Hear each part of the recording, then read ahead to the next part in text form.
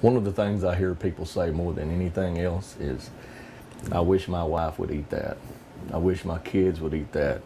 If more people in my family would eat wild game, we would put more in the freezer. We would hunt more. We wouldn't give it away. You name it, I've heard it all.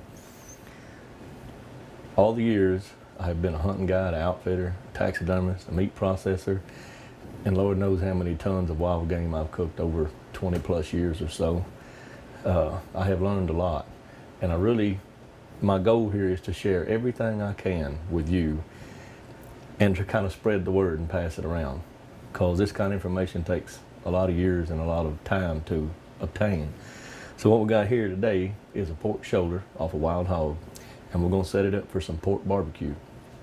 The first thing you need to do is trim all the big heavy fat. You can see more like an outer marbling type of layer on here. You want to leave some of that, but leave it thin, don't make it thick. The fat will render out, meaning it will dissolve and melt down into the meat, and you get more flavor and it'll be more tender. And you also don't ever want to take the bone out. Leave the bone in. It gives it more flavor. And another important thing is to age your meat. I like to keep it in an ice chest, ice down, for a minimum of 5 to 7 days, 8 or 9 days if you can do it. And it lets the fibers in that meat break down, and it makes it more tender and it gets more flavor, and it just cooks and eats so much better. If you drain the bloody water off every day or two, and that'll take a lot of the gamey taste out, especially like deer meat, moose, elk, venison type meat. And the blood is what gives it the gamier wild taste, as people call it. So if you do that and just keep it iced down, it won't ruin on you in 8 or 9 days. So what I'm going to do, first thing we need to do once you trim all the fat, is you need to dry it. Some paper towels, and just dry the meat off. And what I like to do is an injection, and I mix me up some apple cider vinegar, just a little bit, and some apple juice, and a little salt, pepper, and garlic powder. That makes a good basic injection for just about anything. That's really good on pork. What you want to do, it does not matter where you put this thing in, you want to pump all of that into there that you can get. Sprung a leak there. And just pump it up. And the apple juice and the salt, pepper, and garlic powder obviously adds flavor to the meat and the apple juice, but that apple cider vinegar will help tenderize that meat. Vinegar is a really good thing to have in your injection, as long as you don't put too much of it in there. You want to pump all this in there that you can get, and it'll also help retain moisture into that meat, not just give it flavor. It'll take a few minutes here to get all this in there, but I got plenty of time. How about you?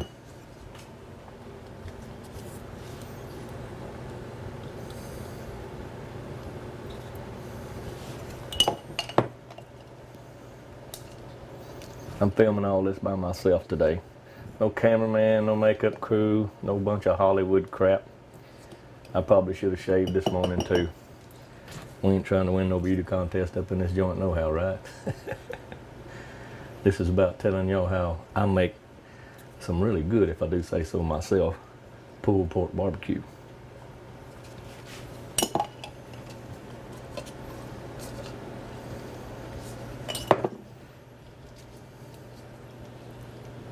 All right, starting to run out a little bit.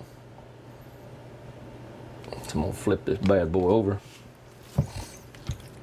We're gonna hit it from the back side.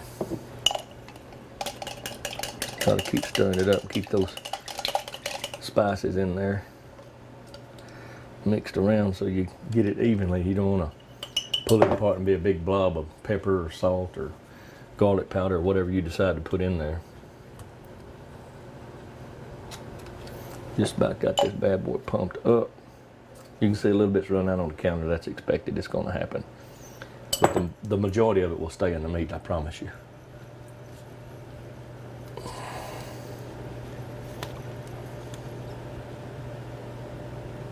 There we go. All right, I'm going to get some on this tip back here.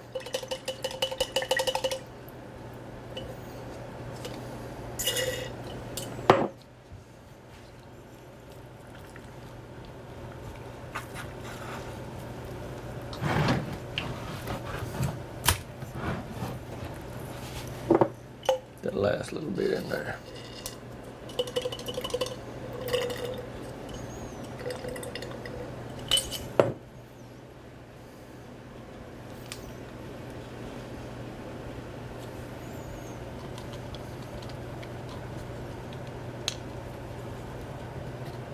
All right, there's that.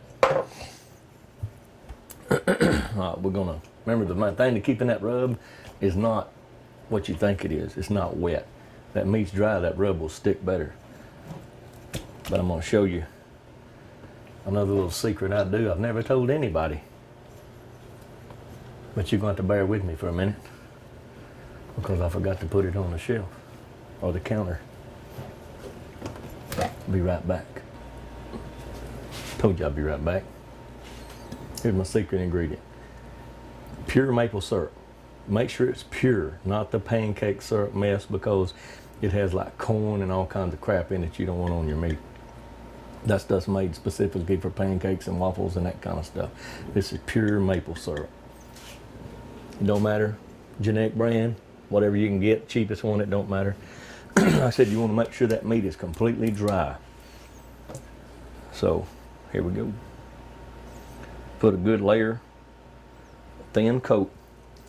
It'll help your rub stick better, and it'll give the meat a little bit more of a sweet flavor. Sweet is really good for chicken or pork. I try not to put too much of a sweet kind of a taste on beef or venison, deer meat kind of stuff. It just don't complement the meat really well, but it really does with pork and chicken. Makes it pretty good eating. And plus, you let that rub set for a little while, and the salt in the rub pulls all the moisture out of the meat up to the top, and it makes all those seasonings in the rub blend together, and it'll start soaking down in the meat. And the combination of the rub, spices, and the syrup will cause that real pretty caramelization, like a glaze on top of the meat.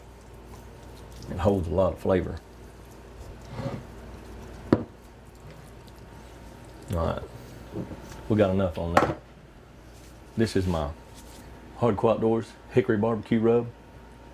You can see it's not in the right container.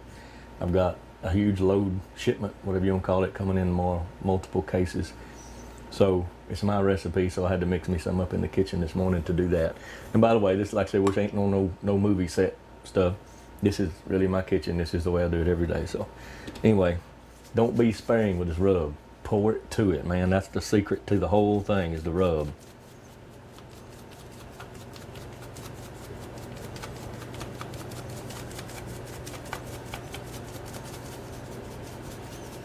Another thing, I sell my seasoning. I have 4 different flavors of barbecue rub. I have the original and the hickory smoke flavor, which is what I'm using now. I have the honey barbecue and honey pecan, and they're all really good. It just depends on what you like the best. You really should try them all before you decide which one you like the best. And you might like them all. Just alternate them so you get a little different taste all the time. Most of your little bottles of seasoning you get in the store are like 4, 5, 6 ounces, and they'll cost you $5 or $6. This is a 12-ounce bottle. That's really a whole bunch of seasoning. It's only $10. You can't beat that, man. It'll last you a lot longer, and you save more by buying the bulk. So I try to pass on all the information that I have learned over the years that I can, and I also want to save you some money. What we're going to do is going to mash that in just a little bit. Go ahead and let it hydrate some. Because I'm in a hurry, normally I just let it sit there a little while.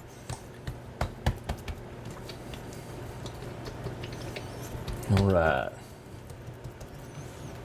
Ain't that pretty? See what that does to that meat. Turn it over gently. We're gonna do the same thing to this side.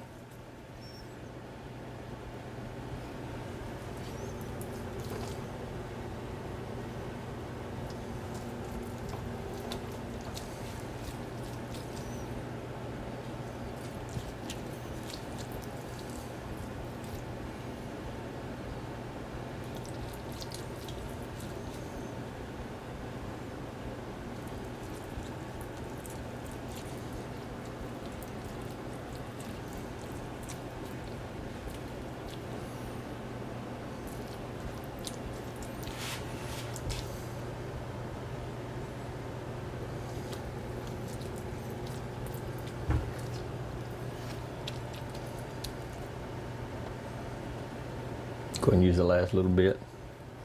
Get carried away with what I'm doing, so kind of forgot about y'all. Apologize.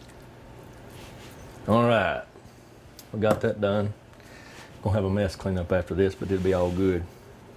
Be worth it in the end when you get this bad boy off that smoker. By the way, I don't have time to babysit my big smoker, which is what most people refer to as a stick burner, cooking with real hardwood.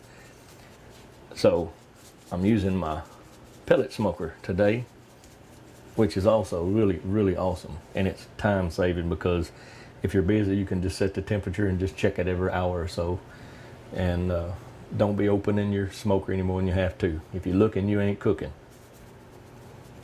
So I'll get all this finished up.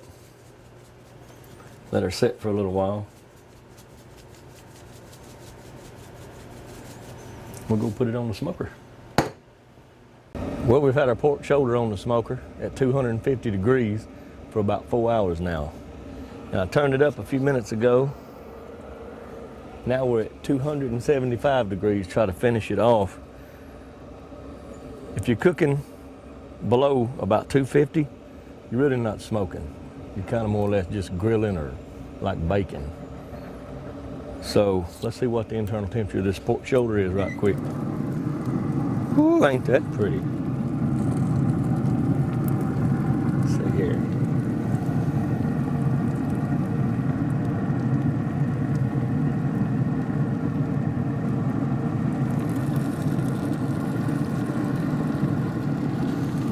$136 degrees. I think we can live with that. We need to get about 40 more degrees on that internal temperature to get it just right. I'm gonna turn this thing over so it don't overcook on the bottom side at all. It probably shouldn't, but it's just safe to do that. We'll check on it again in a little while. All right, y'all, we back. We've had our wild hog pork shoulder on this smoker about 6 hours, maybe a little longer. And I cooked it the first 4 to 4.5 hours at 250 degrees. And then the last hour and a half or so of the cook time, I cranked the temperature up to 275 degrees. We're gonna take a look at it right quick. I checked the temperature a minute ago, the internal temperature of the meat, and it was 160 degrees, which is perfect time to wrap it up. And we're gonna let it just sit a little while in the foil and let all the juices reabsorb into the meat. It's what you call letting it rest. Let's take a look at it and see what you think.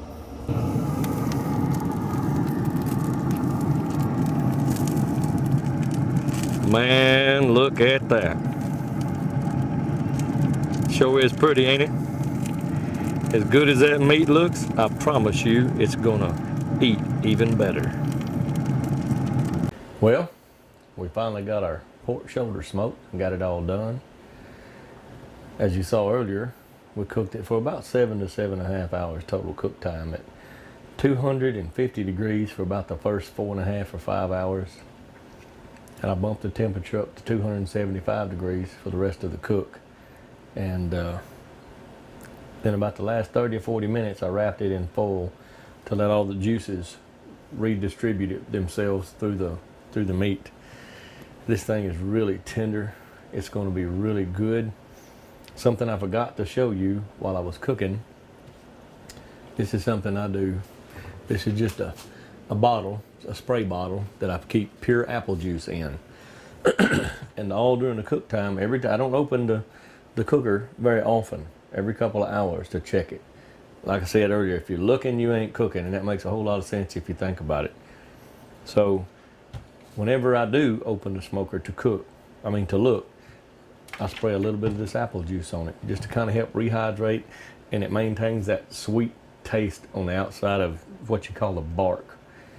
And I forgot to show you, but the thing is, I used to go to Walmart and get these little cheap sprayers for $1 or $2. They ain't worth crap, man. They don't last very long. They start leaking around the head and stuff. That one there is actually, you can buy it like a feed store somewhere. I bought this one at Tractor Supply. People use them for mixing up spray the horses for horse flies. These things are heavy duty industrial type spray bottles, so they'll last you a long time.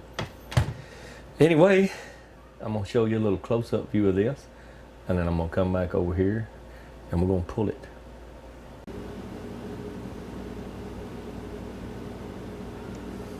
Ain't that pretty? You see how it's so moist already? It's just maintained all the juices in it, and the meat's finally started to pull away from the bone. That's just what you want to see.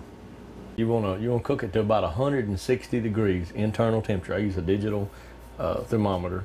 You can get them pretty much anywhere. The best ones I found actually has got a square head, and I got it at Lowe's in the grill and smoker department. It's only like 10 bucks.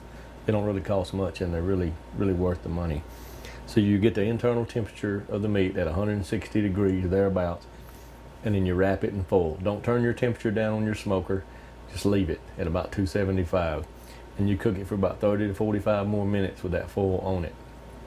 And that should bump your internal temperature up to around 170, 175 degrees. Anywhere in there is pretty much perfect for pork. Let's see what she looks like.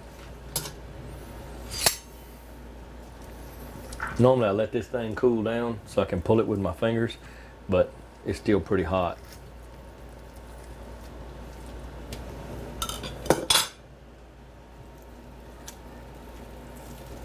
Look at that. See how that pulls away so easy? Good stuff, man. You just pull it off in big chunks, and you pull it in shreds. And that's why they call it pulled pork. Or you can pull it off and lay it on your cutting board. Take a meat cleaver and chop it up and make chopped barbecue. Whatever you want. Any way you choose to do it, this is good stuff. I hope y'all enjoyed it. Get on my Hardcore Outdoors Facebook page. Email me, scott@hardcoreoutdoors.com. Let me know what you think about it. And happy smoking.